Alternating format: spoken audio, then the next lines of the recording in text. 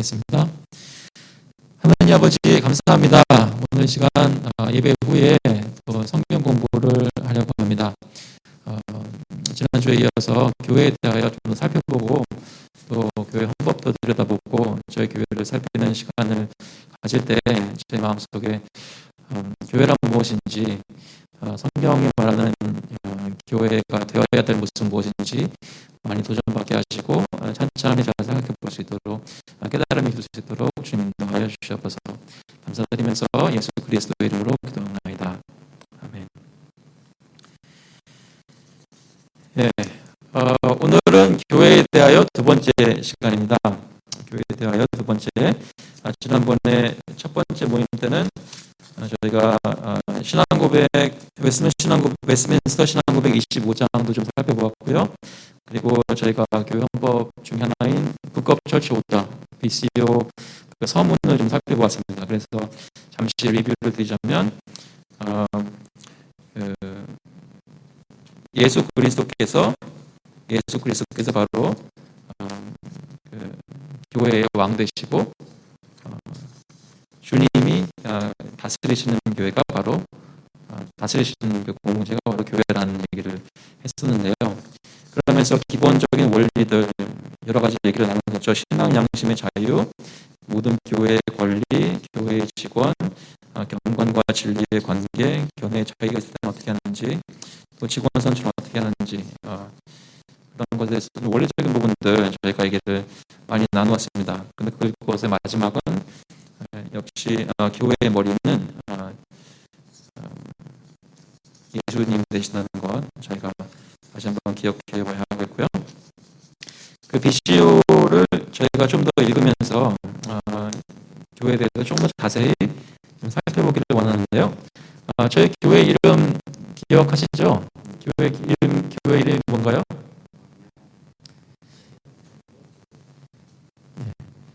지금 뭐라고 말씀하시는데 한 분도 메릴랜드 언약 장로교회라고 풀네임을 얘기하시는 분이 없어요. 어떤 분은 언약교회, 어떤 분은 언약교회 뭐 이렇게 말씀하시는데 제가 그때 개척 준비하면서 그 모임 가지면서 이제 이름을 지으려고 할 때 좀 얘기를 많이 나눴었죠. 그래서 한 단어 좀 제가 생각을 하면서 정했던 건데 언약이라는 단어도 저희가 중요하게 생겼었고 또 장로교회라는 것도 저희가 중요하게 생겼었고 또 이 지역을 얘기하는 메릴랜드라는 것 저희가 또 얘기를 했었는데요. 오늘 특별히 좀 아마 여러분 대부분은 신앙생활을 장로교회라는 교회 형태 안에서 오랫동안 신앙생활을 하셨을 것입니다. 그런데 그럼 장로교회는 무엇인지 좀 본질적인 부분을 저희가 많이 배우거나 얘기를 나누는지 모르겠어요. 장로교회 하면 어떤 느낌이 좀 드시나요?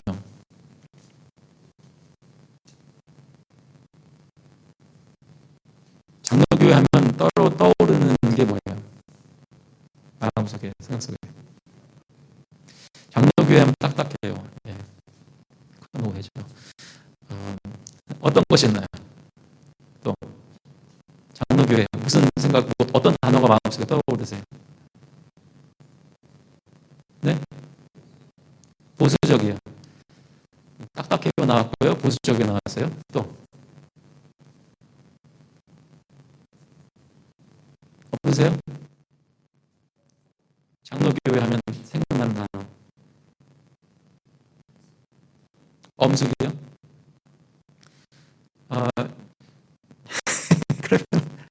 그러면은 저희가 한 1년 넘게 지금 저희가 1년 넘었어요. 1년 동안 교회 생활하면서 그 장로교회로서 그 엄숙하고 딱딱하고 보수적인 것에 저희가 충실한 편이었나요? 자, 그랬던 것 같아요. 그럼 일단 장로교회로 성공한 거네요. 죄송합니다. 좀 성경 공부 시간에 자꾸 이렇게 농담을 해가지고 제가 사실 말씀드리려고 했던 부분이 그 부분입니다. 그러니까 장로교회에서 장로교회 교인으로서 오랫동안 생활을 하지만 장로교회가 본질적으로 무엇인지라는 것이 내가 장로교회라는 생각할 때 마음에 꽉 와닿는 것이 아니라 좀 장로교회라는 교회 형태를 실제로 내가 수십 년 동안 겪어보면서 그냥 피부에 와닿는 그런 것들을 기억하다 보니까 그런 말씀들을 하시는 것 같아요. 엄숙하다든지 딱딱하다든지 보수적이라든지 이런 것들. 그런데 여러분 곰곰이 한번 생각해 보시면 엄숙하고 딱딱하고 보수적인 교회는 굳이 장로교회가 아니라도 할 수 있어요. 꼭 장로교회를 해야만 엄숙해질 수 있는 거 아닙니다. 뉴스를 좀 알려드리자면 전통적으로 성공의 교회가 훨씬 더 딱딱해요. 더 엄숙해요. 거기는 예전이 꽉 잡혀 있습니다. 그래가지고 제 대학교 때 친구 하나가 그 에피스코펠리안 교회에서 자란 아이인데, 자란 학생인데, 그 친구는 굉장히 좋아했어요. 왜 좋아했냐 그러니까 물어보니까 그 오르간 뮤직이 너무 좋대요. 그리고 그 엄숙한 그게 진짜 리터지라고 그러죠. 예전이 굉장히 전통적으로 잘 따라가는 거예요. 그래서 그 친구도 오르간도 이렇게 연주하고 그랬던 친구인데, 그런 것 자체가 나쁜 것은 아닙니다. 그죠? 근데 제가 말씀드리고 싶은 것은 장로 교회이기 때문에 엄숙하다는 것이 아니라는 얘기죠. 보수적인 것. 여러분 보수라는 말에 대해서 어떻게 생각하시는지 모르겠지만 원래 역사적으로 전통적으로 미국에서 보자면 제대로 된 침례교가 훨씬 더 보수적이에요. 제가 사역할 때 알게 된 청년 중에 한 사람은 아마 침례교 쪽인 것 같아요. 근데 보수적인 대학교에 갔어요. 크리스천 대학교인데 거기서는 댄스에 가면 걸려요. 영화를 보거나 댄스에 가면 걸리고 치마 안 입고 바지 입는 거를 여자가 그런 것을 좀 언짢게 생각하고, 한 번은 이제 좀 불려 들어갔던 게 이 여학생이었는데 CD 플레이어를 교정해서 듣고 있었다고 잡혀 들어갔어요. 근데 장로교회에서 CD 플레이어 들었다고 잡혀 들어가셨나요? 무슨 말씀이냐면 보수적이라는 것도 이 개념 또는 관점의 차이긴 하지만 그게 꼭 장로교회이기 때문에 보수적이어야 된다. 그런 말은 아니죠. 물론 많은 장로교들이 보수적이긴 합니다. 하지만 실제로 미국에 있는 많은 장로교들 중에 동성연애를 인정하고 동성애자를 목사로 안수주는 교회들이 선 교회들이 많아요. 아시겠죠? 그러니까 장로교회라는 곳의 본질은 단순히 그런 뭐 예배 스타일이나 또는 그 신학적으로도 보수냐 자유냐 이런 것을 굳이 규정짓는 것은 아니란 말입니다. 그래서 저희가 교회에 대해서 특별히 저희 장로교단에 있는데 장로교회에 대해서 좀 얘기를 하려고 할 때 혹시 예전에 들어보셨을지도 모르겠지만 좀 더 리마인드도 되고 또 혹시 새롭게 듣는다면 좀 질문 같은 게 생기면 좀 나눠보고 그런 시간을 가졌으면 좋겠는데요. 여기 1장 보시면 이제 스크린에 다 나와 있습니다. 1장 보시면 교회 정치 원리라고 하죠. 그러니까 장로교회라는 그 말은 그 교회가 어떤 교회 정치의 형태를 띠고 있느냐라는 걸 얘기하는 거예요. 여러분 교회에서 정치한다 그러면은 좋은 것 같아 보이세요? 교회에서 왜 정치하냐 그렇게 얘기하죠. 근데 여기서 말하는 정치는 좋은 의미에서 정치입니다. 무슨 얘기냐면 사실 두 사람 이상 모인 곳에는 다 정치가 있게 마련이에요. 근데 우리가 말하는 정치는 자신의 이권을 위해서 어떤 불의한 방법으로 사람들을 이용하고 조종하는 그런 정치꾼의 노릇을 하는 것이 아니라 하나님이 모이게 하신 그 교회 안에는 어떤 식으로 질서가 잡히고 어떤 식으로 왕 되신 그리스도의 다스림이 이렇게 집행되어라 라고 하는 그 체제가 있단 말입니다. 시스템이 있단 말입니다. 저희가 살고 있는 미국은 나라가 어떤 나라인가요? 민주주의잖아요. 그리고 공화주의고, 그래서 주의 어떤 그 권한도 세고 또 연방정부의 이런 것도 다 세잖아요. 한국은 다르죠. 민주주의지만.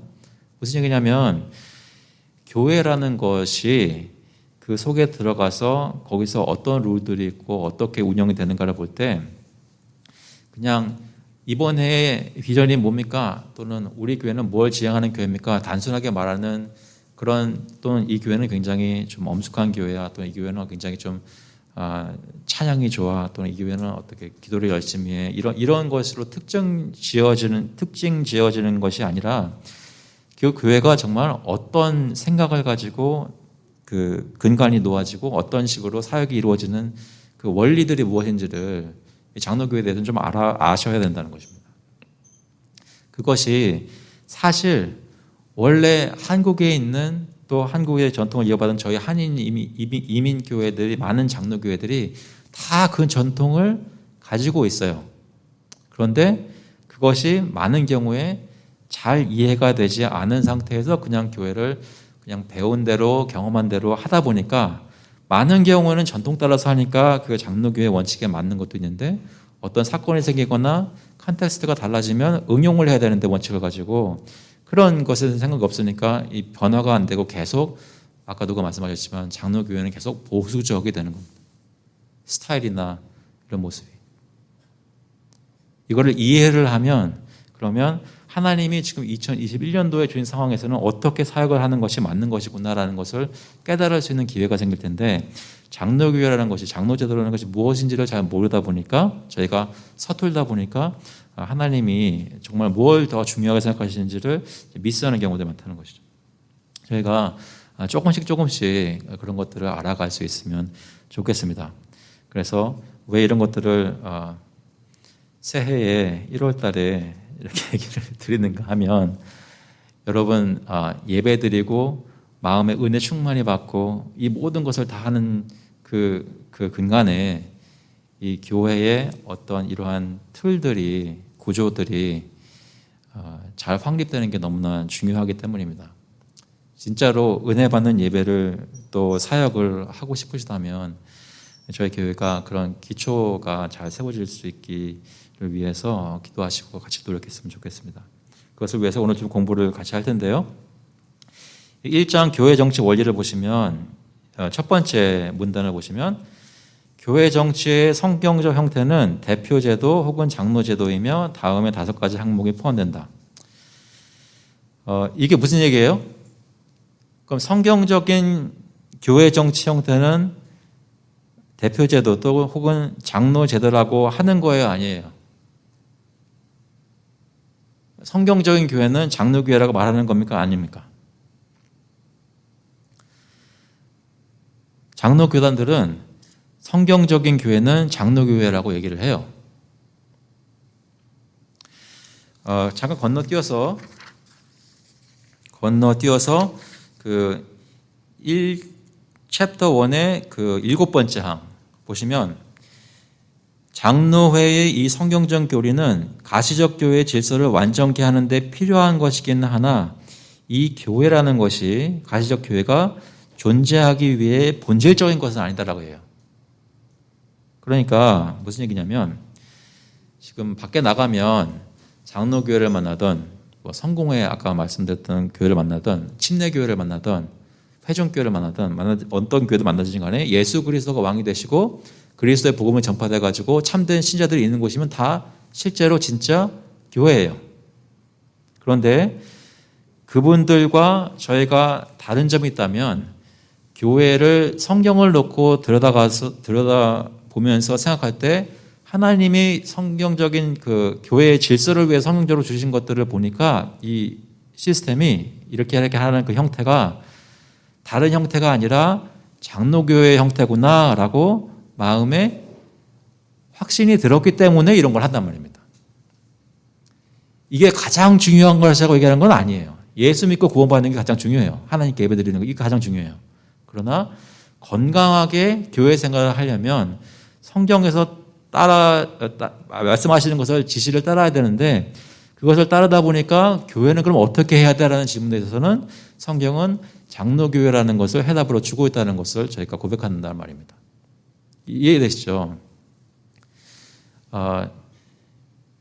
그래서 그런 생각을 가지고, 그럼 성경적으로 무엇이 장로제도인가, 장로교회인가, 이것을 보자면, 일단 그것을 먼저 보기 전에 장로제도로 가는데, 그럼 보통 교회 정치를 볼 때 무엇이 있는가 보면, 첫 번째는 회종 정치라고 있습니다. 회종 정치는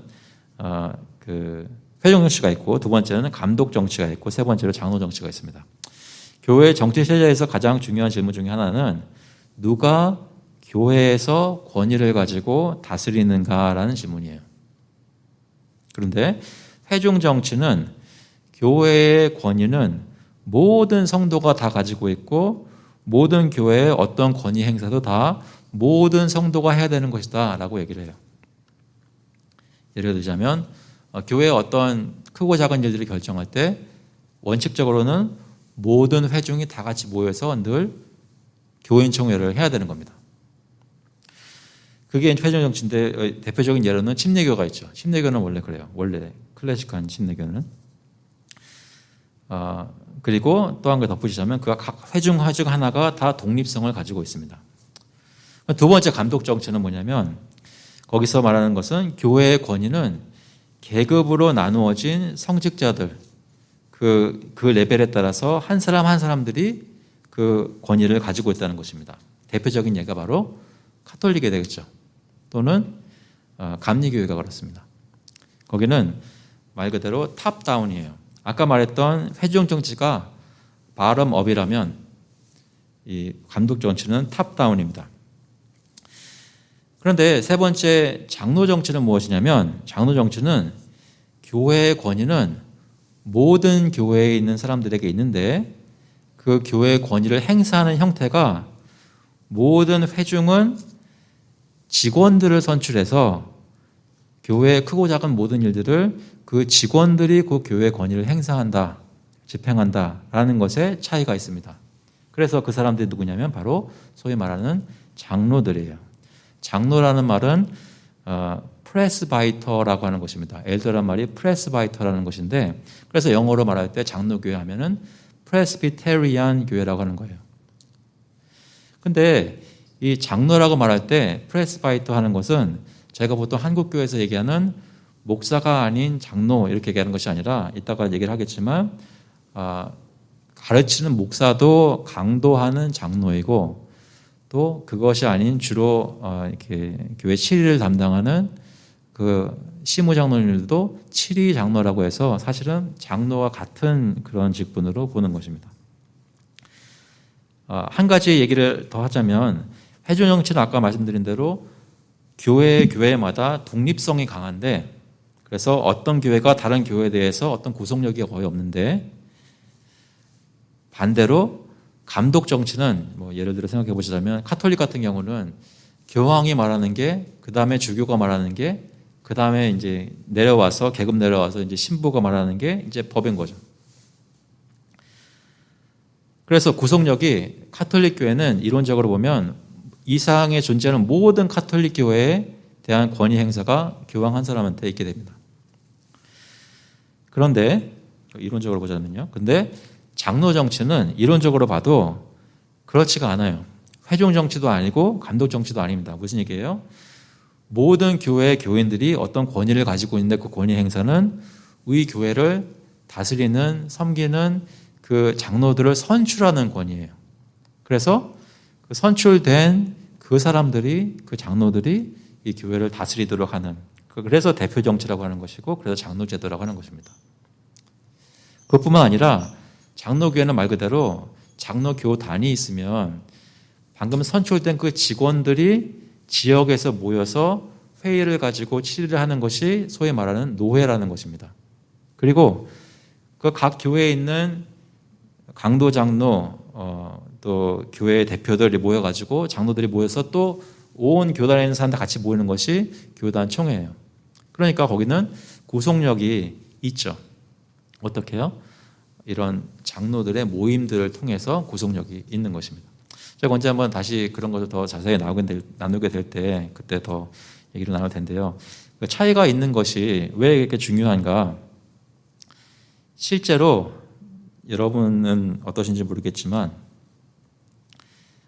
저희 피부에 와닿는 한인 이민교회에서의 경험들을 보시면 혹시 문제 있는 교회 겪어보신 적 있나요?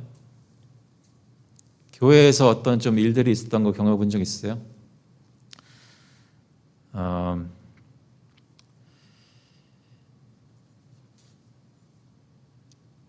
그리고 대부분 장로교회인데 장로교회인데 그런 문제들을 겪으셨을 것 같습니다.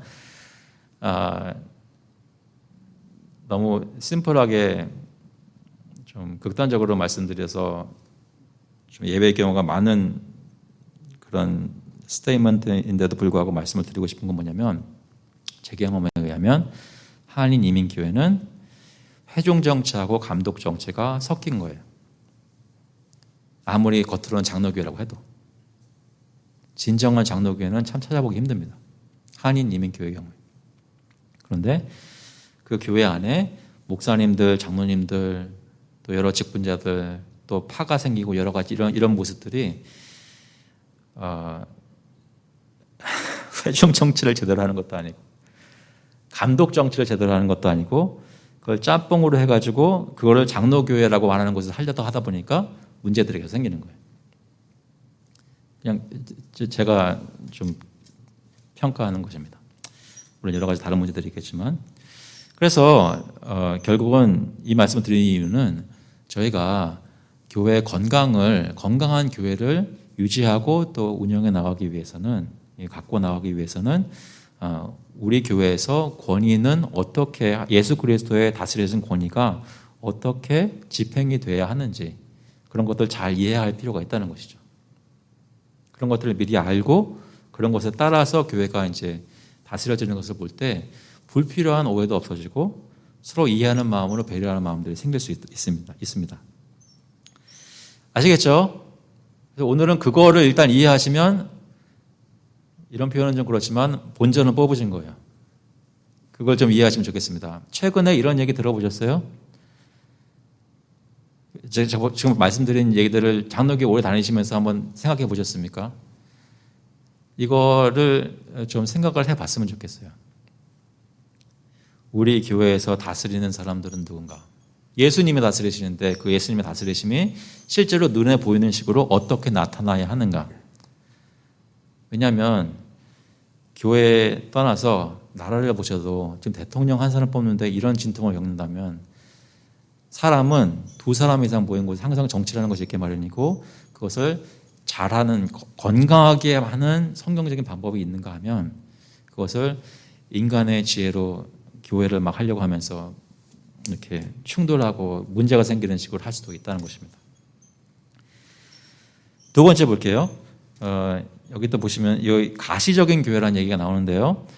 주 예수 그리스도께서 성도들을 모아 온전케 하신 목적으로 이 세상에 세우신 교회는 그의 가시적 은혜의 나라이며 또 모든 시대를 통하여 하나이며 동일하다. 저희가 지난주에 신앙고백 보면서 교회는 무형교회가 있다 했죠. 그것이 비가시적 교회, 불가시적 교회입니다. Invisible Church. 그런데 유형교회가 또 있다 그랬습니다. 유형교회는 눈으로 볼 수 있는, 메릴랜드 원약 장로교회도 하나의 가시적인 교회고, 볼티모어 장로교회, 베델 교회, 빌립보 교회 다 가시적인 교회입니다. 그 차이를 아는 것이 중요합니다. 왜냐하면 하나님의 진짜 교회는 사실 무형교회예요. 그죠? 눈에 보이지 않는. 그러니까 하나님의 선택을 받고 구원의 역사를 성령께서 적용하심으로 진짜로 예수 믿어서 중생한 그 사람들이 동서고금을 막론하고 모인 그 무리가 바로 무형교회. 그러니까 예수님 다시 오실 때 다 부름받아서 그 앞에 서서 인정받고 부름받을 그 사람들이 바로 그 무형교회입니다. 하나밖에 없어요. 그런데 그건 저희가 모르잖아요, 지금. 그럼 교회가 없느냐? 있습니다. 무엇이요? 하나님이 이 땅에 있는 자기 백성들에게 언약을 주시면서 이 언약을 중심으로 모인 공동체, 눈에 보이는 교회라는 것, 눈에 보이는 가시적인 교회라는 것이 있습니다. 그래서 또 하나의 가끔 가다가 저희가 힘들게 되는 이유 중에 하나는, 저희가 눈으로 보는 이 가시적인 교회가 우리가 무형교회에 기대하는 때 부응하지 못할 때, 그럴 때 이제 힘든 일들이 생기는 거예요. 그렇다면 그것이 잘못된 것인가? 그렇지 않아요. 예수님께서는 가시적인 교회 안에 그 알곡과 가라지가 늘 세상 끝날까지 섞여 있을 거라고 말씀하셨어요. 그 얘기는 뭐냐면 하나님이 성경적으로 눈에 보이는 안전하지 않은 이 교회를 건강하게 하기 위해서는 이렇게 해라 라고 하는 정치 형태가 있다는 것입니다. 이해되시나요? 언약 공동체이고 사람들이 모인 곳이어서 이곳에는 다 예수 믿는다 고백하면서 모였지만 그렇지 않은 불순한 것도 있을 수 있기 때문에 하나님께서 이것을 어떻게 교회를 해라라고 하는 것이 저희들이 볼 때는 성경적으로 볼 때는 장로 제도라는 것입니다. 그래서 이 성도들을 모아 온전케 하실 목적으로 이 세상에 세우셨습니다. 그 가시적 교회를.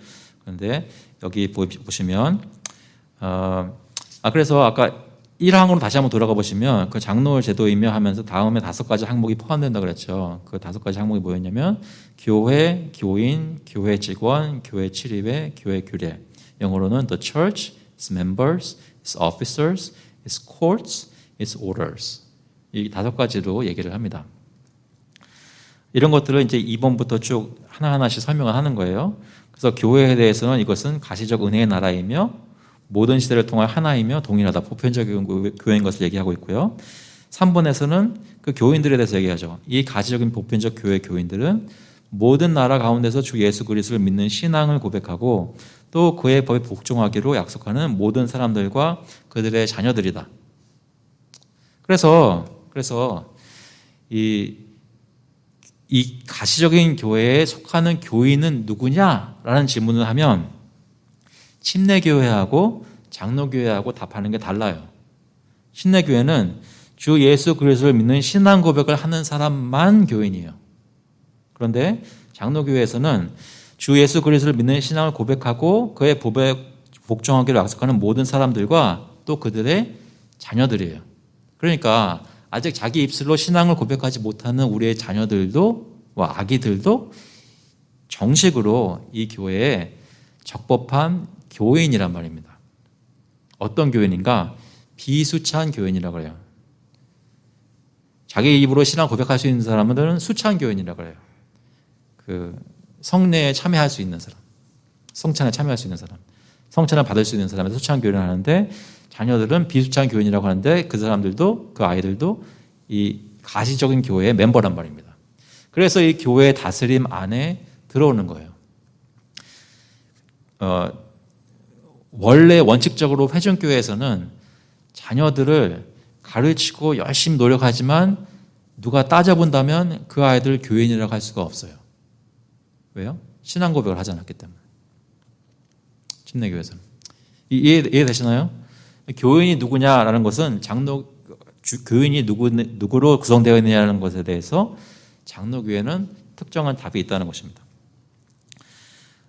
이것이 좀 의미하는 것은 성경에서 보니까 가시적 교회는 늘 언약적인 공동체였고 언약이라는 것은 그 대상이 그 사람들과 어른들과 그들의 자녀들까지 포함했기 때문에 이렇게 저희가 교회 체제를 하는 것입니다. 네 번째 보시면 교회의 모든 권한을 집행하는 교회 직원들은 성경에 의거하여 강도 장로와 치리 장로와 집사들이다. 했어요.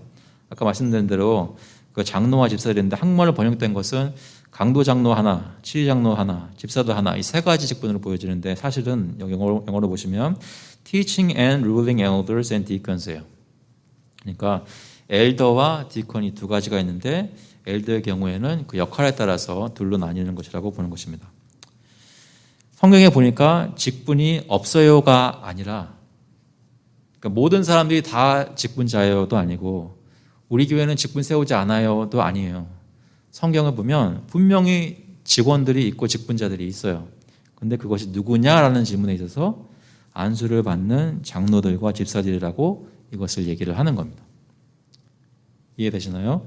그래서 장로교회 얘기할 때 교회, 가시적 교회, 교인, 신앙을 고백하는 어른들과 그들의 자녀들, 교회 직원, 장로와 집사 이 2가지가 있는 것입니다.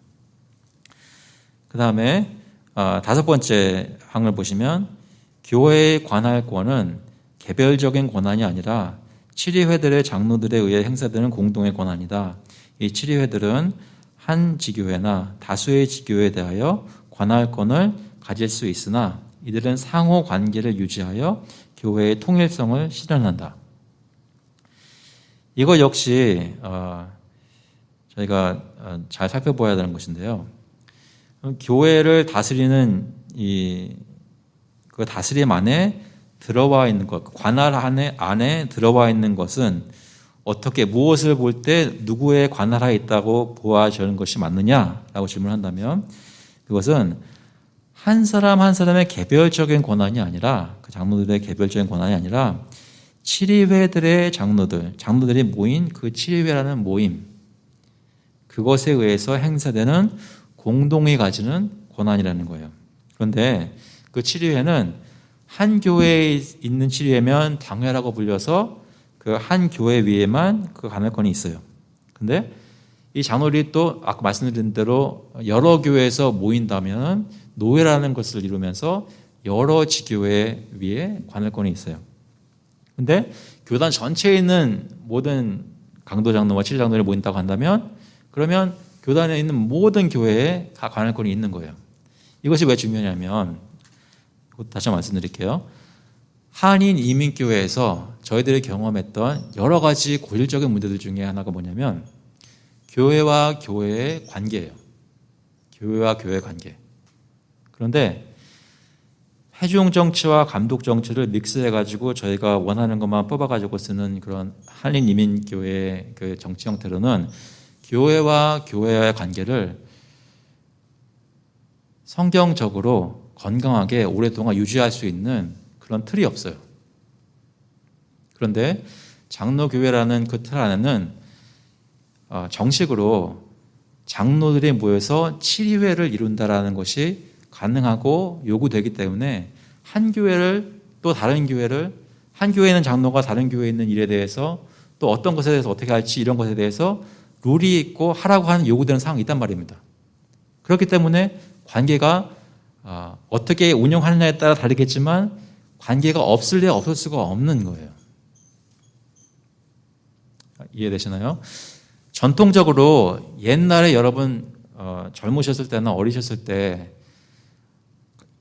부활절이 되면 노회에 있는 교회들이 모여가지고 부활절 행사를 했던 거, 그러니까 찬양대회도 하고 이런 거, 그런 것이 가능하기 위해서는 이미 그 밑에 그 노회에 있는 목사님들과 교회 대표 총대인 장로님들이 우리가 이렇게 합시다 결정을 해가지고 그럼 그 노회에 속한 모든 교회는 나와야 됩니다 라는 정당성이 있었기 때문에 그 전통이 시작되고 계속 유지가 됐던 거라고요. 그런 것이 약해지면서 다 발론테리로 돼버리는 것이지 원래 이 체제 자체는 한 교회가 다른 교회가 연결되어 있는 커넥셔널리즘이라고 하는 것이 있는 것입니다.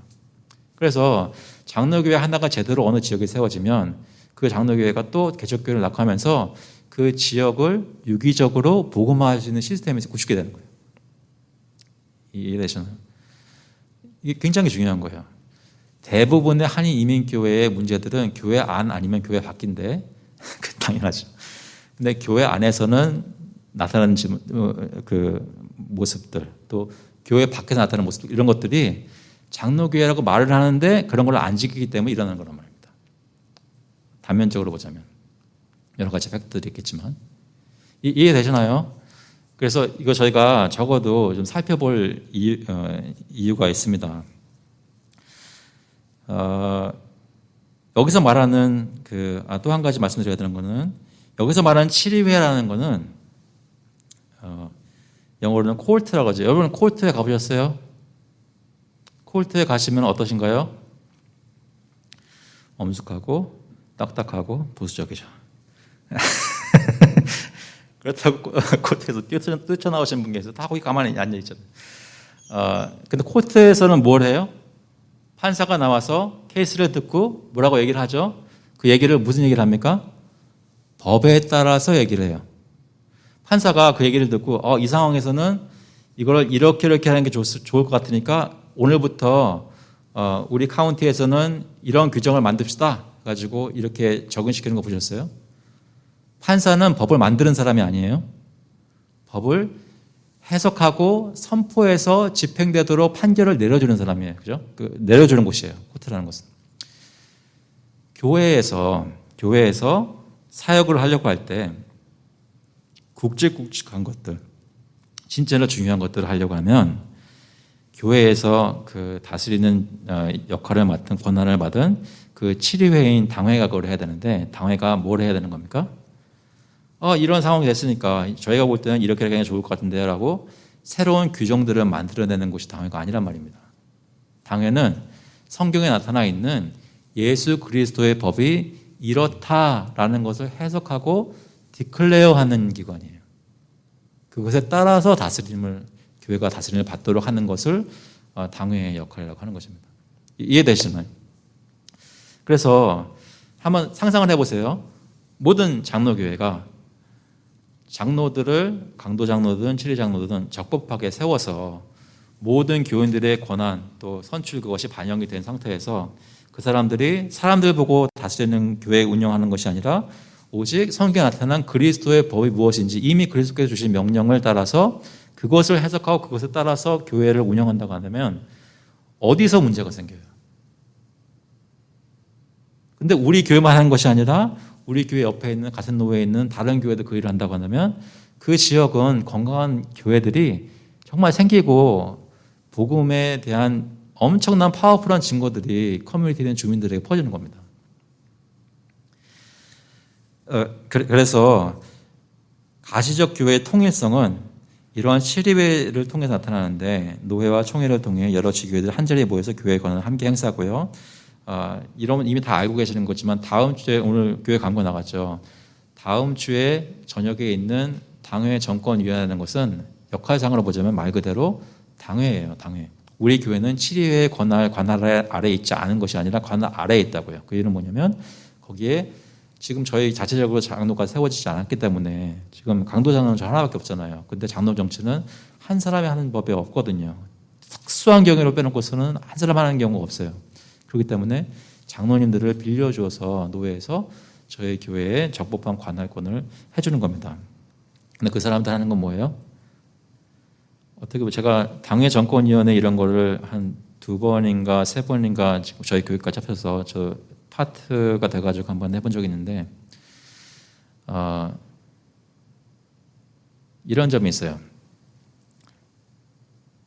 그 당회 정권위원회에 있는 분들이 지금 결정을 내리고 이런 걸 사역을 해야 되는 대상이 자기가 출석하는 자기가 멤버가 되는 교회가 아니잖아요. 그러다 보니까 단점들도 물론 있지만 장점들이 있어요. 어떤 장점이 있는지 아세요? 규칙 따라 하면 되는 거예요.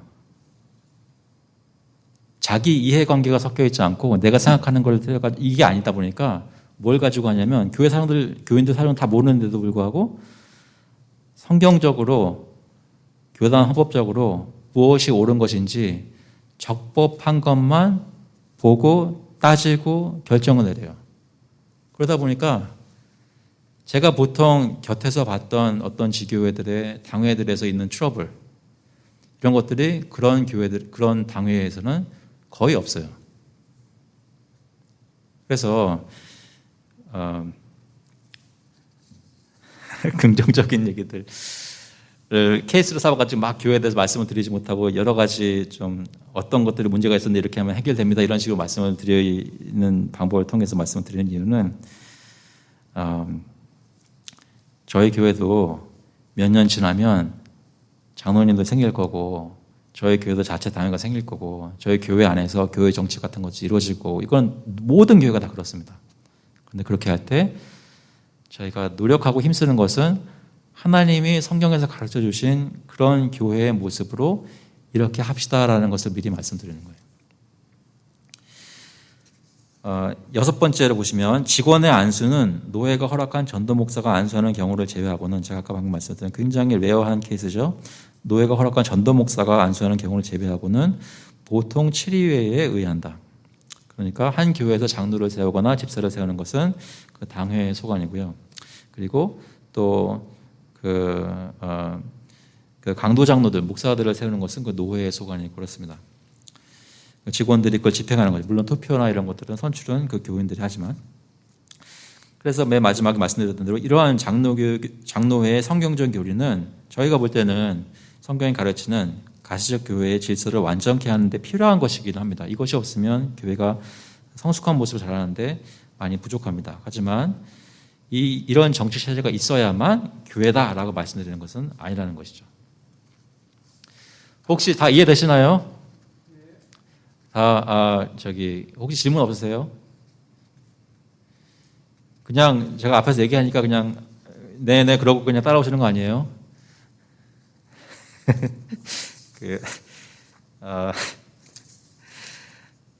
감사합니다. 두 번째 한번 보시면 이거 좀 빨리 볼게요.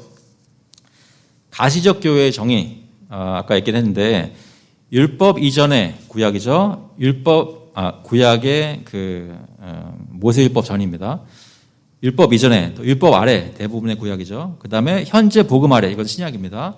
있는 가시적 교회는 하나이며 동일하고 주 예수 그리스도를 믿는 신앙을 고백하는 모든 사람들과 그들의 자녀들로 구성된다. 이것이 가시적 교회, 유형 교회예요. 한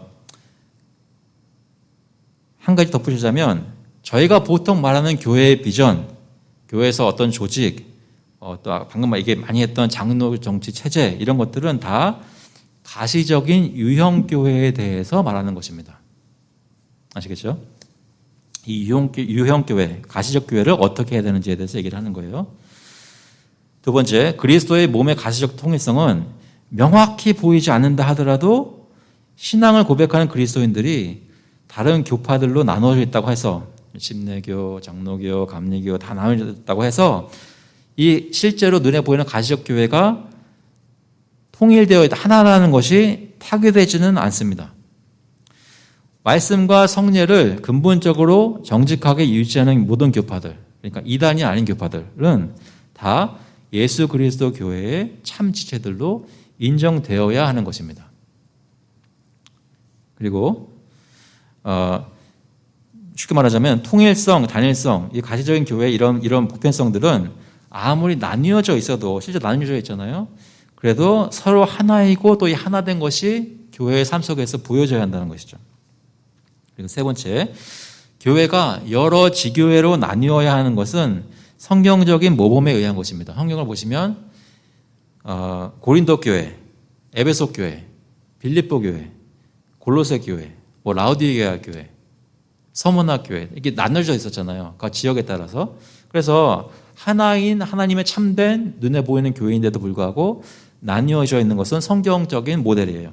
그런데 안타까운 것은 지역적으로 나눠져 있는 것뿐만 아니라 어떤 교리 고백의 차이나 어떤 교회 역사상의 사건이나 여러 가지 다른 이유로 인해서 요즘은 그냥 성향이나 예배 스타일이나 어떤 선호도에 의해서 여러 가지 또 나뉘어진 모습이 있다는 것이죠. 그것은 안타까운 모습입니다. 하지만 그럼에도 불구하고 이 많이 나눠져 있는 교회는 사실 이단만 아니라면, 그러니까 그리스도의 복음을 전하고 성례를 제대로 하는 교회라면, 그러면 그 교회는 우리와 같이 다 한 교회란 말입니다.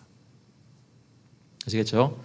그래서 혹시 나중에 다른 교회분 성도님 만나시면 우리 형제님하고 한번 얘기를 해보세요. 그러니까 실제로 우리 교회 사람이란 말입니다.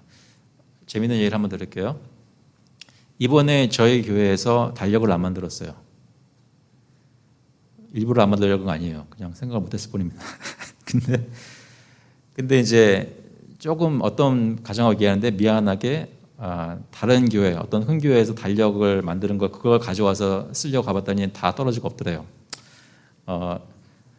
여러분 가게에, 여러분 가정에 어떤 달력이 있는데 그 교회 이름이 메릴랜드 언약 장로교회가 아니죠. 그럴 리가 없잖아요. 제가 만든 적이 없으니까. 그거에 대해서 부담 느끼지 마세요. 한 교회란 말입니다. 눈으로 보이는 가시적인 교회는 한 교회예요. 저 교회가 달력을 만들 생각을 하고 리소스를 가지고 만들었으면 우리는 그 혜택을 받는 게 좋은 거예요. 좋은 거예요, 그건. 이해되시죠? 세 번째, 이것만 하고 마칠게요. 교회 권한의 본질과 범위, Chapter 3, Nature and Extent of Church Power. 이거 중요합니다. 그래서 사람은 권한, 권위, 그걸 누가 행사하느냐, 그거에서 굉장히 민감하게 반응하고 그것이 어떻게 정해진 것에 대해서 객관적인 표준이 없으면 쉽게 화를 내요. 근데 첫 번째 걸 보시면 그리스도께서 그의 교회에 위임하신 권한은 영적 공동체를 형성하고 있는 교회 전체, 즉 치리하는 자들과 치리받는 자들에게 부여되어 있다. 제가 아까 드린 말씀이잖아요. 교회에 있는 모든 사람들에게 그 교회에 위임하신 권한이 있어요. 부여되어 있어요. 그런데 그것이 어떤 모습으로 나타나느냐의 차이가 있는 거예요. 사람들에 의해서 행사되는 이 권한은 그리스도께서 그의 교회 안에 임명하신 그 직원들의 선택에까지 확대된다. 얘기는 쉽게 말하자면 뭐냐면 교회에 있는 모든 사람들이, 정교인들이, 그 수창 교인들이 우리 장로교회에서 누가 직원이 되어야 되는지에 대해서 자기의 권한을 행사할 수 있다는 것입니다. 그것은 모든 교인들에게 있어요. 그런데 아까 말씀드렸던 감독 정치와 다르게 장로 정치는 교회의 권위가 교회 전체에 있습니다. 그럼 감독 정치는 어떻게 해요? 카톨릭이나 감리교회는 어떻게 하겠어요? 교회의 직원은 위에서 세우는 거지 성도가 세우는 게 아니에요. 아시겠죠? 반대로 회중 정치와 다르게는 교인들이 행사하는 권위는 직원을 선출하는 데만 있는 거예요. 대부분의 경우. 그 외의 권위는 대부분 그분들이 선출하신 직원들이 하는 거예요. 그게 장로 정치의 다른 점입니다. 두 번째, 교회의 권한은 온전히 영적인 것으로 두 가지의 측면이 있습니다. 이것은 이제 직원들이 어떻게 그 권한을 행사하는데 이건 빨리 말씀을 드릴게요. 예를 들어 저희 교회가 몇 년 후에 장로님을 3분 더 뽑았어요. 3분 뽑았어요. 선출했어요. 그럼 저까지 포함해서 4사람이지 않습니까? 4사람이 여기서 말하는 교회의 직원이에요. 그러면 그 교회 직원이 교회의 권위를 어떻게 행사해요? 한 사람이 따로따로 개인적으로 그 교회의 권한을 집행하는 경우들이 있고 어떤 것들은 이 4사람이 같이 모여야만 행사하는 것들이 있어요. 그래서 그것이 무엇이냐를 설명하는 것인데 여기 여러 가지라고 할 때 그거는 따로따로 개별적으로라는 뜻이에요. 복음을 전파하는 일, 성례를 집행하는 일, 그릇된 자를 책망하는 일, 병든 자를 신방하는 일, 역경에 처한 자를 위로하는 일, 이런 것들은 교회 안에 질서를 있게 하기 위해서 주시는 권한인데 이것은 개인적으로 다 할 수가 있어요. 그런데 때로는 반대로 그들이 재판의 형식에 따라 교회 치리회에서 공동으로 권한을 행사하는 치리의 경우는 그건 재판의 권한이기 때문에 공동으로 같이 해야 되는 거예요.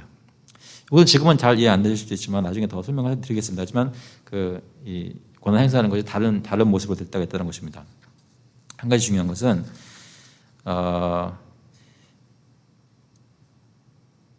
다음번에 얘기할게요.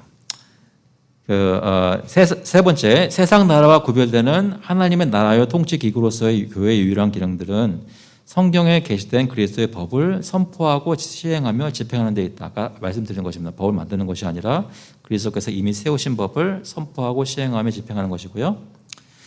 그리고 3-4, 교회의 권한은 오직 영적일 뿐입니다.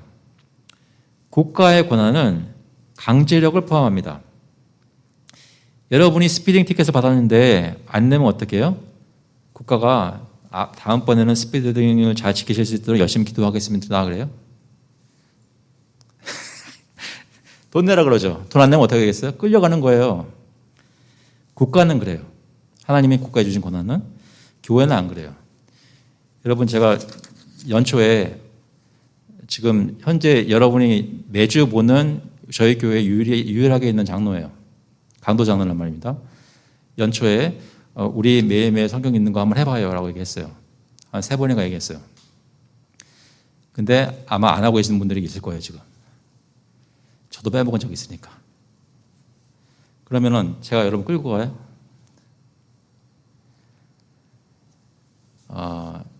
교묘한 방법으로 목사님들이나 장로님들이 그 성경이 허락하는 영적인 권한 행사의 바운더리를 넘어서 사람을 조종하는 케이스들이 많았습니다. 근데 그것은 교회는 영적인 권한만 가지고 있는 무리라는 것을 이제 모르거나 무시하기 때문에 그래요. 그 성령께서 영적으로 권면하시고 마음들을 움직이시고 그렇게 안 들을 때는 영적인 치리를 하라고 하는 스텝들이 있는 것이 교회의 그 권한과 집행입니다. 그것이 특히 여기서 3-4에서 말하는 것은 교회와 국가의 차이점인데 교회의 헌법은 하나님의 계시에 근거한 것이며 그 국가의 헌법은 인간의 이성에 의해서 그리고 하나님의 섭리적 사건의 과정에 의해서 결정되어야 하고요. 교회는 국가를 위한 통치기구를 구성 또는 변경할 권리가 없으며 국가는 교회를 위해서 신조나 정책을 만들 권리가 없습니다. 그들은 동시먼저 궤도로 운행하는 유성들과 같습니다. 가이사의 것은 가이사에게 하나님의 것은 하나님께 바치라. 미국을 포함해서 유럽도 그렇고 한국도 마찬가지고 어느 나라든지 교회가 나라 일에 관여하려고 하는 여러 가지 시도들이 있었고 또 나라도 교회 일에 관여하려고 하는 시도들이 있었습니다. 하지만 저희가 생각할 때는 성경적으로 볼 때는 그 권한의 행사는 교회와 국가가 분리가 되어 있고 상호 돕는 것이지 관여하는 것이 아닙니다. 5번째, 교회는 자체 예식과 직원들과 치리회들을 두고 그리스도께서 그 백성의 교회와 치리, 신앙의 전파, 교화와 치리, 신앙의 전파, 세계의 복음화를 위하여 제정하신 대리기관이다. 여기서 강조하는 것은 뭐냐면 백성들을 교화하고 에디파이 하는 거죠. 치리하고 신앙 전파하고 세계 복음화를 위해 전도하고 이런 것들은 교회가 아닌 다른 단체에서 하는 것이 아니라 교회가 하는 겁니다 라고 얘기를 하는 거예요. 예수님께서는 교회를 통해서 이런 일들을 하기를 원하는 겁니다. 그런데 그런 일들이 잘 안 이루어지다 보니까 다른 여러 선교단체든 전도단체든 다른 영적인 단체들이 많이 생긴다는 것이죠. 마지막으로 교회의 권한 행사는 공동으로 하든 혹은 개별적으로 하든 입법자이신 그리스도께서 제정하신 법도와 일치할 때 또 그의 말씀 안에서 임명된 치리회나 직원들에 의해서 행사될 때 하나님의 인정을 생션을 받습니다. 다 이해되셨나요? 어느 정도 윤곽은 잡히시죠? 그래서 저희 교회도 완벽한 교회는 아니지만 의식적으로 이런 식으로 교회를 해야지라고 모든 교인들이 생각을 하기 시작하셨으면 좋겠습니다. 그래서 교회 이름을 얘기할 때도 메릴랜드 언약교회도 괜찮고 언약교회도 괜찮지만 굳이 선호하신다면 그냥 장로교회라고 그러세요. 그냥 장로교회 좋잖아요. 그랬으면 좋겠어요. 워낙 그런 것이 저희 마음속에 장로교회 하면 딱딱하고 보수적이고 엄숙하고 이런 생각밖에 없기 때문에 저희가 잃고 있는 게 많이 있단 말입니다. 혹시 질문이 있으십니까? 저희가 보통 가지고 있는 그 3가지 챕터였는데 그 다음 주에는 조금 더 이제 교회가 지금 우리 어느 시점에 있고 어떻게 나아가야 되는지 조직적인 면에서 저희가 바라고 있는 계획들을 좀 얘기를 하는 것을 BCO에서 어떻게 설명하는지 그것을 나누려고 합니다. 네, 같이 한번 기도하고 마치겠습니다. 하나님 아버지, 저희가 주님의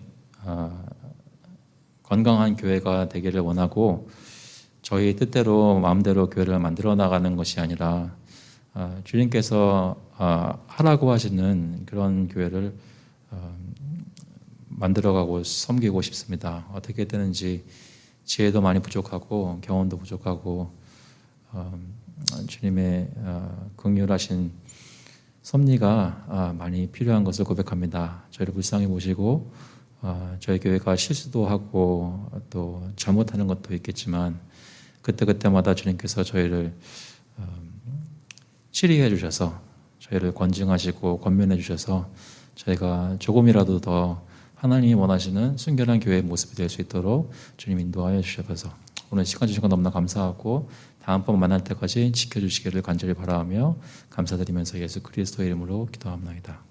아멘. 감사합니다. 다음 주에 뵐게요.